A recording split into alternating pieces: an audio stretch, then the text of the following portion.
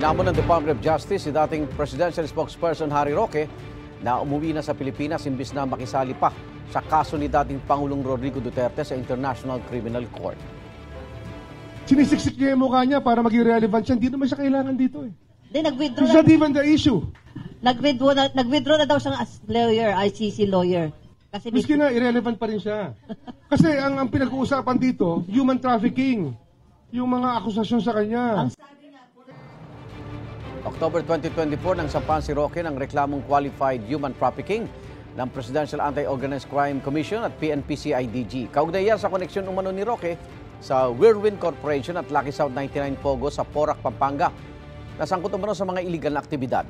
Sabi noon ni Roque, gawa-gawa lang ang mga aligasyon sa kanya at ginit na wala siyang kinalaman sa Pogo.